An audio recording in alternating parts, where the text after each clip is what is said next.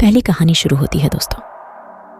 मेरी दादी एक बहुत ही रूढ़िवादी हॉरर मूवी हाउस में रहती हैं। छोटा मिडवेस्ट शहर, सफ़ेद और पुराना दिखने वाला घर एक खेत में।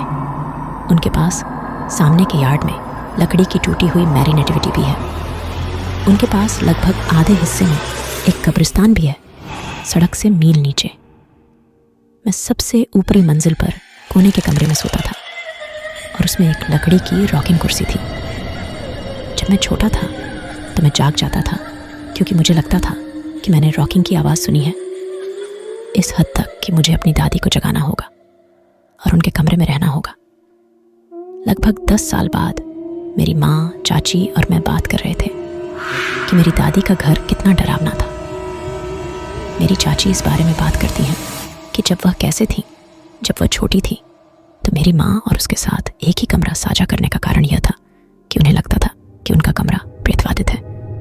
उन्होंने कहा कि वह एक सुबह उठी और रॉकिंग चेयर उनके बिस्तर से लगभग 2 फीट करीब थी और उस रात के बाद यह हो गया। हर रात आधी रात को रॉकिंग शुरू करें। दूसरी कहानी शुरू होती है दोस्तों।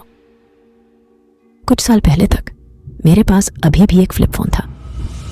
एक दिन मुझे सारा नाम की किसी लड़की के बारे में पूछने के लिए एक यादृच्छिक कॉल मिली। मैंने उन्हें बताया कि उनके पास गलत नंबर है और उन्होंने फ़ोन काट दिया। अगले कुछ महीनों के लिए मुझे सप्ताह में 1 या 2 बार सारा के बारे में पूछने के लिए अलग अलग नंबरों और अलग अलग आवाज़ वाले लोगों से कॉल आती थी। कभी कभी ये कॉल सुबह 3 बजे आती थी। एक दिन मुझे एक कॉल आई और हमेशा की तरह मैंने कहा मैं सारा को नहीं जानता था।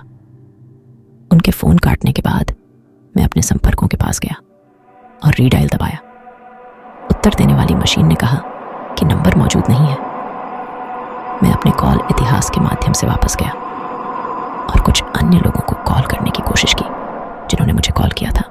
परिणाम वही, एक मशीन जो मुझे बता रही थी कि नंबर मौजूद नहीं है। हर बार जब मुझे ये कॉल आती थी मैं नंबर को रीडायल करता था और फिर भी मशीन मिल जाती थी। मैंने नंबरों को गूगल पर खोजा, लेकिन मुझे बस इतना पता चला कि वे नॉर्थ डकोटा से आ रहे थे। मोंटाना, मूल रूप से मिडवेस्ट में हर जगह। अगली बार जब मुझे सारा के बारे में पूछने के लिए फ़ोन आया तो मैंने कहा ओह हाँ, वह यही है। और दूसरी ओर से दूसरे व्यक्ति ने कहा नहीं, वह नहीं है। और रुको, हालात तब अजीब होने लगे जब मुझे अज्ञात नंबरों से कॉल आने लगी।